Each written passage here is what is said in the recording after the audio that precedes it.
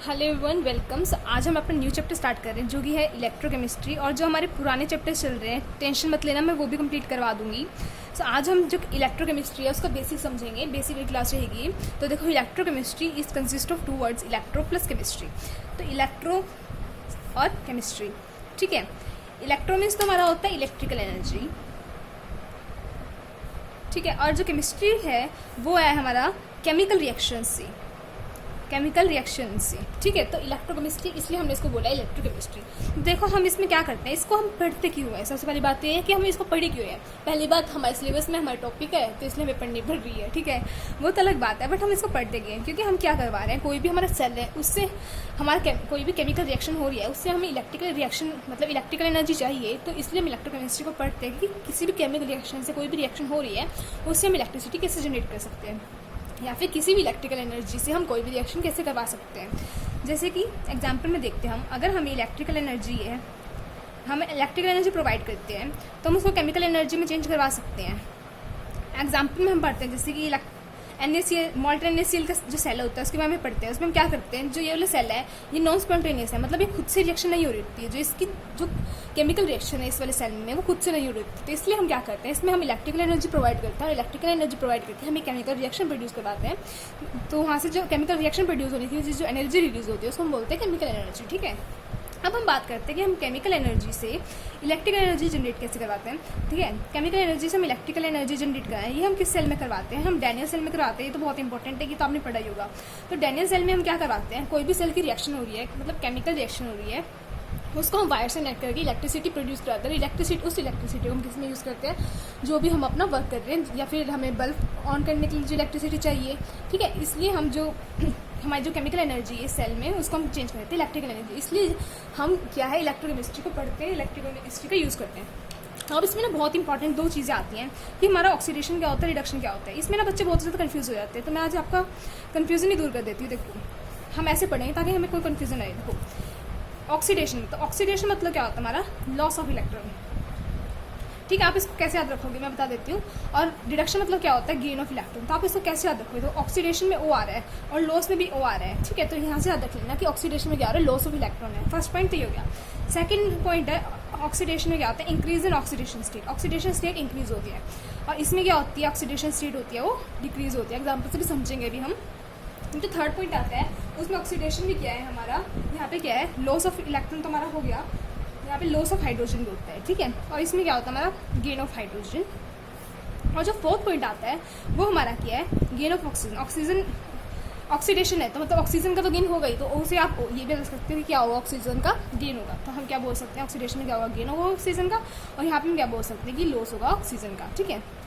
अब इसका एग्जाम्पल के बारे में डिस्कस करते हैं। ऑक्सीडेशन हमें क्या करवाना है, अगर आपको कुछ भी समझना है ना तो आप ये देख लेना कि आपको जो दो चीज़ याद रखनी है वो तो आपको ये याद रखनी है, मतलब क्या है, या फिर तो इलेक्ट्रॉन लॉस हो रहा है या फिर इंक्रीज इन ऑक्सीडेशन स्टेट हो रहा है। जैसे क्या होगा, जैसे हमने सोडियम कोई भी मेटल लिया, वो किस में चेंज हो गया, Na+ में, और इसने एक इलेक्ट्रॉन निकाल दिया। तो सोडियम जीरो ऑक्सीडेशन स्टेट में था यहाँ पे, ठीक है, क्योंकि ये फ्री स्टेट में अपनी, तो ये किस में था, जीरो ऑक्सीडेशन स्टेट में था। और ये किस में चेंज हो गया, +1 ऑक्सीडेशन स्टेट में चेंज हो गया, मतलब क्या बन गया, आयन बन गया। और हमें क्या पता है, जीरो से हम +1 में जा रहे हैं, तो हमारी जो ऑक्सीडेशन स्टेट है वो क्या हो रही है, इंक्रीज हो रही है। अगर ऑक्सीडेशन स्टेट हमारी इंक्रीज हो रही है तो इसको हम बोलते हैं हमारा ऑक्सीडेशन हो रहा है, ठीक है। और इसके केस में हम एग्जाम्पल देखते हैं, लाइक हमारा एग्जाम्पल है हाफ Cl2 प्लस इलेक्ट्रॉन, और हम यहाँ पे क्या मिल रहा है, Cl-। अब यहाँ पे ऑक्सीडेशन स्टेट देखो आप कितनी है, Cl2 फ्री स्टेट में है तो 0 हो गया, ठीक है। यहाँ पे Cl- है, मतलब कौन सी ऑक्सीडेशन स्टेट होगी, माइनस। अब हम 0 से माइनस जा रहे हैं, मतलब हम उल्टा जा रहे हैं, मतलब क्या हो रहा है, हमारा लॉस हो रहा है, या फिर हम क्या कह सकते हैं कि हाँ डिक्रीज हो रही है ऑक्सीडेशन स्टेट, तो इसलिए हम बोलते हैं इसको रिडक्शन हो रहा है। या फिर आप ऐसे देख सकते हो कि यहाँ पे हमारा क्या हो रहा है, ऑक्सीजन को हम गेन कर रहे हैं, मतलब Cl2 क्या कर रहे हैं, इलेक्ट्रॉन को ले रहा है, मतलब गेन कर रहा है इलेक्ट्रॉन को। तो इसमें हमने यहाँ पे देखा था कि गेन ऑफ इलेक्ट्रॉन होगा। और ऑक्सीडेशन में हमने क्या बोला था कि जो इलेक्ट्रॉन है उसका लॉस होता है, तो यहाँ पे इसने क्या कर दिया, अपने इलेक्ट्रॉन निकाल दिया। आप इसको ऐसे भी याद रख सकते हो कि कोई भी मेटल है, मेटल क्या करना चाहता है, अपने इलेक्ट्रॉन्स दूसरों को ट्रांसफर करना चाहता है, वो हमेशा अपने इलेक्ट्रॉन्स किसी न किसी को देता है ताकि वो दूसरों की हेल्प कर सके। ये बहुत अच्छे होते हैं मेटल्स, हमें पता है। तो इसलिए आप इसको ऐसे याद रख सकते हो कि क्या कर रहा है, हमारा लॉस कर रहा है इलेक्ट्रॉन्स का, ठीक है। उसकी जो हमारी टर्म आती है वो है हमारा इलेक्ट्रोलाइट। तो इलेक्ट्रोलाइट क्या होता है, आपको बेसिक टर्म्स पता होनी चाहिए, तभी आप इस चैप्टर में आगे पढ़ सकते हो। तो जो हमारा इलेक्ट्रोलाइट है वो क्या है, ये क्या होता है, एक टाइप का सोल्यूशन होता है, ठीक है, दैट कंटेन आयंस, जिसके अंदर हमारे क्या होते हैं, आयंस होते हैं। तो इसका एग्जांपल लेके चलते हैं हम। लाइक ZnSO4 ले लो, CuSO4 ले लो। तो यहाँ पे हम क्या बोल सकते हैं कि देखो हमने एक ZnSO4 का सोल्यूशन लिया है, कोई भी हमारा सोल्यूशन बना है, इसमें ZnSO4 है। तो ZnSO4 कैसे बनाएगा, Zn+2 से और SO4 2 नेगेटिव से, मतलब इसमें हमारा क्या यूज़ हो रहा है, आयंस यूज़ हो रहे हैं। तो किसी भी टाइप का सोल्यूशन, मतलब कोई भी टाइप का सोल्यूशन है जिसके अंदर हमारा आयंस है, तो उसको हम क्या बोलेंगे, वो इलेक्ट्रोलाइट हो जाएगा, ठीक है। और ये क्या होता है, अगर किसी के अंदर हमारे इलेक्ट्रॉन्स होते हैं तो गुड कंडक्टर होते हैं, तो हम इसको क्या बोलेंगे, आयनिक कंडक्टर है, बिकॉज इसके अंदर क्या है, आयंस है, ठीक है। आयंस है ना इसके अंदर +2 और -2, तो हम क्या बोलेंगे, इसलिए इसको हम आयनिक कंडक्टर्स बोलते हैं, इलेक्ट्रोलाइट्स को, ठीक है। अब हमारा आता है कि हमारा इलेक्ट्रोड्स क्या होता है। देखो इलेक्ट्रोलाइट बहुत ही इंपॉर्टेंट है, तभी हम आगे पढ़ लेंगे, ठीक है। क्या होता है डिटेल में हम आगे डिस्कस करेंगे, अभी मैं आपको बेसिक बता रही हूँ। तो इलेक्ट्रोड हमारा क्या होता है, इलेक्ट्रोड हमारा होता है सरफेस होता है जिसपे हमारी कुछ भी ऑक्सीडेशन हो रही होती है या रिडक्शन हो रही है वो होती है, surface at which oxidation reduction takes place. तो इसको हम क्या बोलते हैं, इलेक्ट्रोड है। मतलब ये देखो मैंने क्या किया, आपने सच्ची इलेक्ट्रोड पढ़ा होगा, आगे हम डिस्कस भी करेंगे, मैं आपको बता देती हूँ। देखो H2 है, यहाँ पे हम क्या करते हैं, प्लेटिनम की वायर लगा देते हैं, क्योंकि ये क्या है, H2 हमारी गैस है, और गैस को अगर इसके अंदर यहाँ पे क्या होता है, एसिड का सोल्यूशन होता है, ठीक है। अगर गैस को यहाँ पे जाके क्या करना है, अपना रिएक्शन दिखाना है, तो गैस किसी चीज़ के ऊपर एब्जॉर्ब होगी ना, एड्जॉर्ब होगी। अगर गैस किस चीज़ के ऊपर एड्जॉर्ब होगी तो उसके लिए कोई सरफेस होना चाहिए। तो ये प्लेटिनम वायर है जो इलेक्ट्रोड का काम करेगी, और वो इसको क्या करेगी, सरफेस प्रोवाइड कर देगी, ताकि ये ऑक्सीडेशन कर सके या फिर हमारा रिडक्शन कर सके। तो हम देखते हैं कि आगे क्या करेगा ये, ठीक है। तो यहाँ से हमारे इलेक्ट्रोड दो टाइप के आते हैं, एक होता है एक्टिव इलेक्ट्रोड और एक होते हैं इनर्ट इलेक्ट्रोड। एक्टिव इलेक्ट्रोड्स वो इलेक्ट्रोड होते हैं that takes part in reaction, जो रिएक्शन में पार्ट लेते हैं। लाइक एग्जाम्पल में हम करते हैं जैसे कि Zn की Cu की, तो हम कैसे बढ़ते हैं, देखो ये Zn की रोड है, इसके अंदर हमने ZnSO4 सोल्यूशन डाल दिया, ठीक है। और यहाँ पे Cu की रोड है, यहाँ पे हमने CuSO4 का सोल्यूशन डाल दिया। तो ये क्या करते हैं, आपने पढ़ा होगा कि Zn की जो इलेक्ट्रोड है वो तो क्या होती है, डिक्रीज और डिप्लीट होने स्टार्ट हो जाती है, कम होती है। और जो Cu की इलेक्ट्रोड है, अगर इसको कनेक्ट कर दें तो Cu की इलेक्ट्रोड क्या होती है, इसका इंक्रीज होने स्टार्ट हो जाता है मास इलेक्ट्रोड का। तो हम क्या बोलते हैं कि जो इनकी इलेक्ट्रोड्स है, मतलब ये वाली, इन्होंने भी क्या किया, रिएक्शन में पार्टिसिपेट किया है, तो इसलिए हम इसको क्या बोलते हैं, एक्टिव इलेक्ट्रोड्स है। और जो इनर्ट इलेक्ट्रोड्स होती है वो क्या करती हैं, वो पार्टिसिपेट ही नहीं करती रिएक्शंस में, नॉट पार्टिसिपेट इन रिएक्शन। वो क्या करती है, ओनली प्रोवाइड सरफेस, वो सिर्फ सरफेस प्रोवाइड करती है हमें, ताकि हमारी रिएक्शन हो सके, so that reaction takes place, ठीक है। ये हमें सिर्फ सरफेस प्रोवाइड कर दिया। एग्जाम्पल हम क्या लेंगे, प्लेटिनम की इलेक्ट्रोड, यहाँ पे जैसे कि इस प्लेटिनम ने कुछ किया था ना, सिर्फ यहाँ पे H2 गैस को क्या किया, सरफेस प्रोवाइड किया है, तो इसलिए हम इसको क्या बोल रहे हैं कि ये क्या है, हमारा इनर्ट इलेक्ट्रोड है, ठीक है।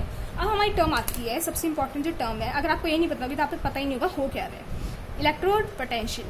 तो इलेक्ट्रोड पोटेंशियल क्या होता है, देखो इलेक्ट्रोड पोटेंशियल क्या होता है कि पोटेंशियल डिफरेंस होता है जो कि जनरेट होता है between metal and electrolytic solution of same metal. इसका मतलब क्या है, अब हमने डेफिनेशन देख लिया, अभी मतलब पता होना चाहिए कि मतलब है क्या इसका। देखो मतलब हम कैसे देखेंगे कि यहाँ पे Zn की इलेक्ट्रोड है और यहाँ पे क्या है, ZnSO4 है, ठीक है।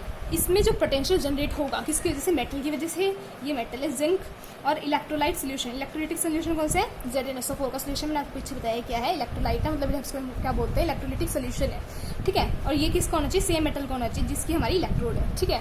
तो इनके बीच में क्या होता है, हमारा पोटेंशियल जनरेट होता है। अब ये पोटेंशियल जनरेट कैसे होता है, देखो जिंक है, क्या है, मेटल है, और मैंने आपको बताया कि मेटल है वो क्या करते हैं, अपने इलेक्ट्रॉन्स निकालना पसंद करते हैं, किसी को डोनेट करना पसंद करेंगे, मतलब क्या कर रहे हैं, ऑक्सीडेशन कर रहे हैं, क्योंकि क्या हो रहा है, हमें गेन ऑफ ऑक्सीडेशन स्टेट हो रही है और लॉस ऑफ ऑक्सीजन हो रहा है। तो ये क्या करेगा, जिंक है जो अपने दो इलेक्ट्रॉन क्या करेगा, ZnSO4 को दे देगा, और ये किसमें चेंज होगा, Zn+2 में चेंज हो जाएगा। तो ये जो Zn+2 है, इसके ऊपर जिंक के ऊपर दो इलेक्ट्रॉन बच जाएंगे, मतलब इलेक्ट्रॉन्स बच जाएंगे। और सोल्यूशन में क्या हो गया, हमारा Zn की जो रोड है वो किसमें चेंज होगी, Zn+2 में, मतलब सोल्यूशन में चली गई है। मतलब क्या होगी, Zn की रोड है जो डिप्लीट होने स्टार्ट हो गई है, और जो सोल्यूशन में हमारा किया SO4 2 नेगेटिव के आयंस पड़े हैं। तो जो यहाँ पे इलेक्ट्रॉन्स हैं और यहाँ पे जो Zn+2 है, इनके बीच में क्या हो रही है, यहाँ पे अट्रैक्शन हो रही है, और इस अट्रैक्शन की वजह से यहाँ पे क्या हो रहा है, पोटेंशियल जनरेट हो रहा है, और इसी पोटेंशियल को हम बोलते हैं इलेक्ट्रोड पोटेंशियल, ठीक है। ये हम अभी तो मैंने आपको ऐसे नॉर्मल एक इलेक्ट्रोड्स और एक इससे बता दिया, लेकिन ऐसे सेल वर्क ही नहीं करेगा, क्योंकि हमें पता है कि या तो रिडक्शन या फिर ऑक्सीडेशन ये साइमल्टेनियस प्रोसेस है, अकेले नहीं हो सकते, मैंने रिएक्शन करवा तो दिया, लेकिन ये रिएक्शन नहीं होगा। क्यों? क्योंकि अगर हमने इसके साथ कुछ भी नहीं डाला है तो आपको क्या पता कि ये जिंक देगा या लेगा। तो अगर हम इसके साथ कॉपर डालते हैं तो हमें पता है कि जिंक क्या करेगा, हमारा ऑक्सीडेशन करेगा, ठीक है, और कॉपर क्या करेगा, हमारा रिडक्शन करेगा। वो हम किससे जानते हैं, जो कि हमारी इलेक्ट्रोकेमिकल सीरीज होती है। तो ठीक है, ऐसे तो नहीं करेगा, लेकिन सिर्फ पोटेंशियल समझने के लिए मैंने आपको ये डायग्राम बताया है। ठीक है, बाकी जो फर्दर है वो हम नेक्स्ट क्लास में डिस्कस करेंगे। If you like it please subscribe to my channel. Thank you so much for watching.